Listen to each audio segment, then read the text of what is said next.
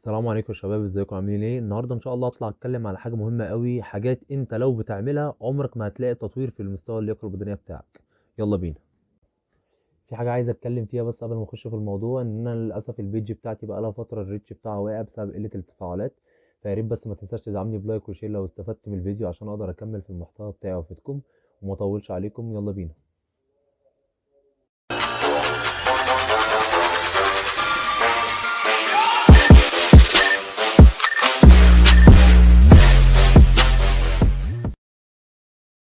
خلينا نتكلم مبدئيا كده، ان انت ممكن تكون بتتمرن بقالك فتره ودخلت مثلا فتره الاعداد بتاعتك في النادي واتمرنت، خدت فتره الاوف سيزون والبري سيزون وفتره المنافسات بتاعتك، ومش لاقي اي تطور في مستوى اللياقه البدنيه. كل دي طبعا بترجع لاسباب كتيره. فدلوقتي هنتكلم مبدئيا دلوقتي ان انت ممكن تكون محطوط لك برنامج، يعني انت دلوقتي خدت فتره اعداد، محطوط لك برنامج على اعلى مستوى ومفيش اي تطوير في مستوى اللياقه البدنيه. فدلوقتي دلوقتي انت لما بتيجي بتتمرن في النادي بتتمرن مثلا حوالي ساعة او ساعة ونص. فبقى انت بره النادي حياتك اهم من وانت في الملعب. يعني ايه الكلام ده؟ يعني دلوقتي بتتمرن في النادي ساعة ونص ساعتين، بره النادي بتقعد قد ايه؟ بتقعد مثلا 22 ساعة. انت بتعمل ايه في ال 22 ساعة دول؟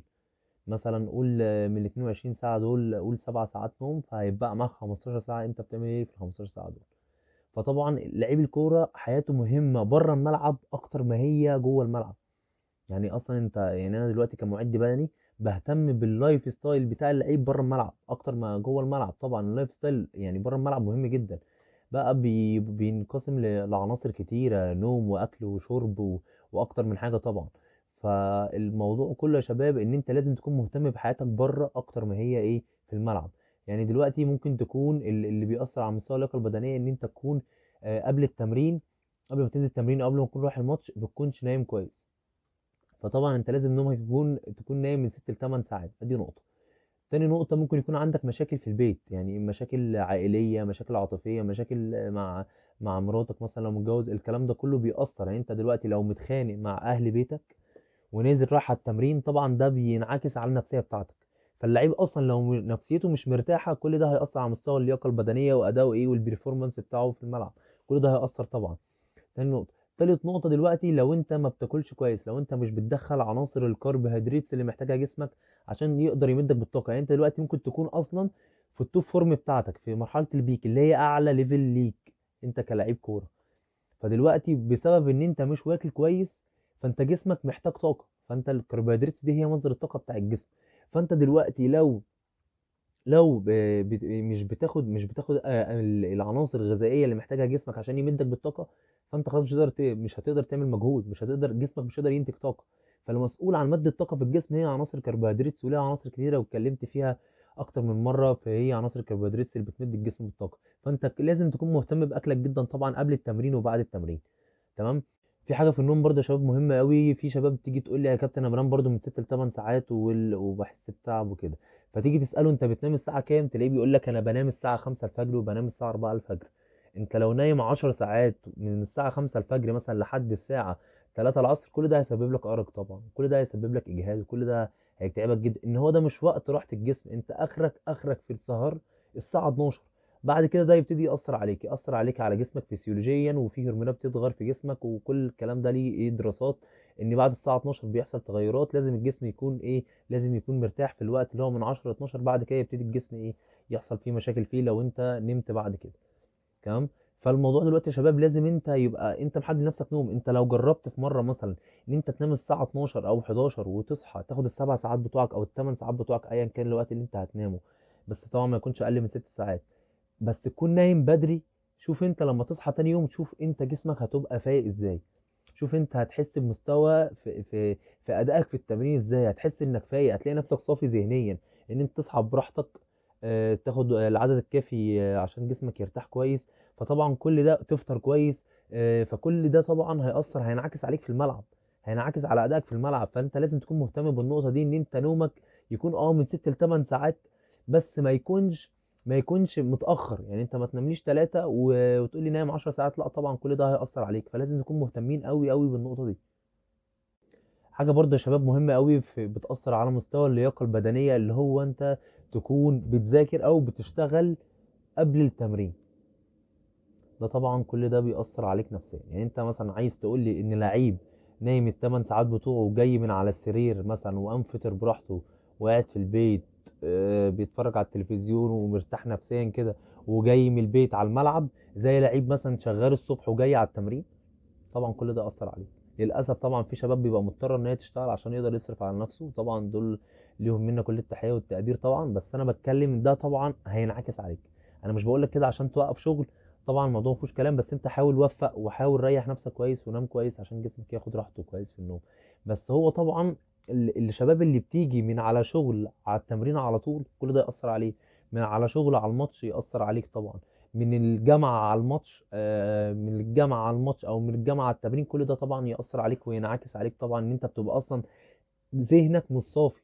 انت خلاص بتبقى شبه يعني شبه من يعني شبه طاقتك يعني راح منها 50%، على عكس طبعا اللي صاحي وطاقته 100% ونازل على التمرين على طول وذهنه صافي.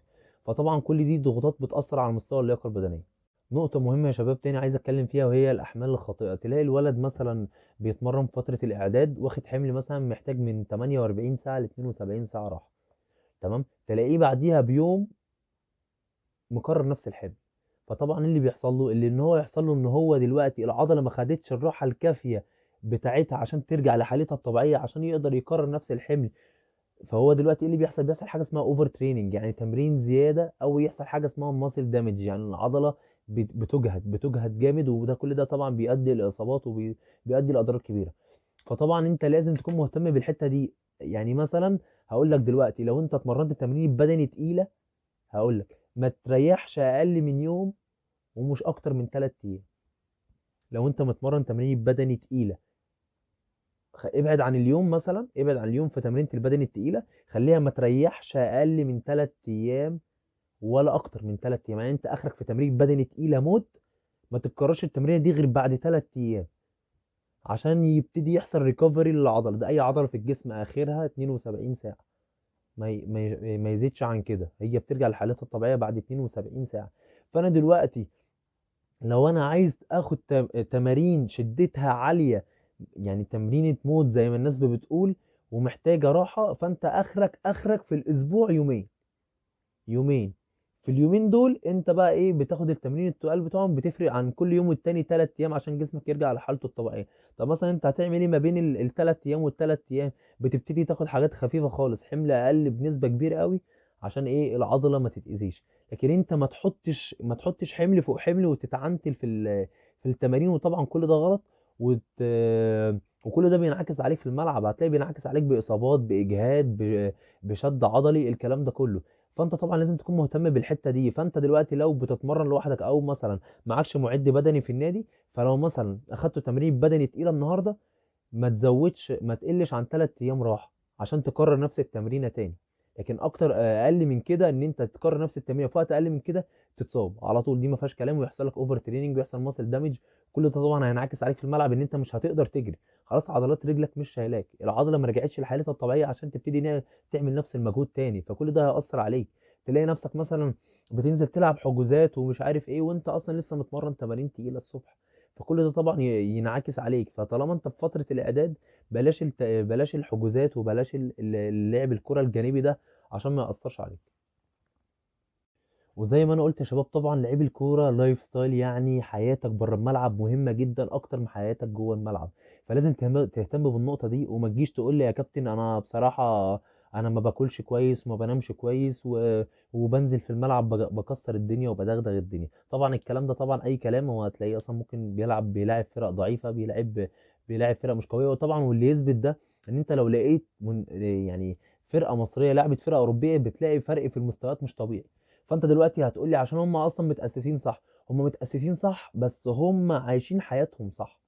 يعني لعيبه الكوره اصلا اللي هم الاوروبيه دول في فتره الراحه اللي هي ما بين اللي هي بيتقال عليها الاوف سيزون دي، اللي هي فتره الراحه اللي هي ما بين الدوري وان هو يرجع للموسم تاني، في فتره ما بينهم دي اسمها الفتره الانتقاليه. الفتره دي يا شباب هو اصلا بيعمل كل حاجه فيها، واللي يثبت كده في صوره انتشرت نيمار من فتره، كان تخين وكان على اليخت بتاعه بكرش ومش عارف ايه. هم اصلا يعني بيشربوا خمره وبيخربوا الدنيا، بس هو الفكره وقت الهلس والقرف اللي بيعملوه ده هو بيعمل كل حاجه هو عايزها. لكن وقت الجد يخش في فتره المنافسات بقى وفتره الاعداد البدني بتاعه، بتلاقيه مهتم بكل حاجه، مهتم باكله وشربه ونومه، ان ده اكل عيشه. فطبعا وكل ده بينعكس على مستواه في الملعب. يعني بتلاقي كيليان امبابي وبتلاقي نيمار وبتلاقي ميسي وكريستيانو رونالدو، بتلاقي مستوياتهم خرافيه في الملعب. كل ده انت اصلا عشان يعمل المجهود والفنيات اللي بيعملها دي بيحتاج مستوى من اللياقه البدنيه عالي جدا فوق ما انت متخيل. واللي يثبت كده ان انت لو نزلت ملعب خماسي ورقصت واحد والتاني بتحس ان انت مش قادر، فما بالك اللي بيرقص سبعة وثمانية، وتلاقيه داخل في الخمس لعيبه وعمال يعمل يمين وشمال وبيتحرك. فكل الكلام ده بيحتاج مستوى لياقه بدنيه عالي جدا. فاصلا انت عشان توصل للمستوى ده لازم اكل وشرب ونوم، ولازم يعني بيبقى الموضوع ليه ابعاد كبيره جدا انت ما بتكونش شايفها. انت بتكون شايف المستوى بس في الملعب، لكن هم بيكونوا مهتمين بحياتهم بره الملعب جدا، وناس متابعه معاهم ودكاتره متابعين معاهم. فكل ده بينعكس عليهم في الملعب. فانت اهتم بالنقطه دي. وحتى لو انت كويس يا سيدي، هنفترض ان انت بتعمل الحاجات دي ومستواك كويس، اهتم اكتر بحياتك بره الملعب هتلاقي مستواك عالي. يعني انت هتقول ان انت بتعمل كل حاجه غلط مثلا بره الملعب ومستواك كويس، طب جرب بقى ان انت اهتم بقى بالحاجات دي وشوف مستواك هيفرق ازاي. شوف اكيد يعني انت مثلا في نادي مثلا درجه تانية عايز تطلع درجه اولى، بتلعب في الناشئين عايز تلعب في الفريق الاول. فطبعا انت عايز تعلي، بتلعب في مصر عايز تخرج بره مصر، بتلعب في مصر عايز تروح المنتخب، انت اكيد عايز تعلي من نفسك. فاهتم بالتفاصيل الصغيره دي ان هي هتفرق في مستواك جدا.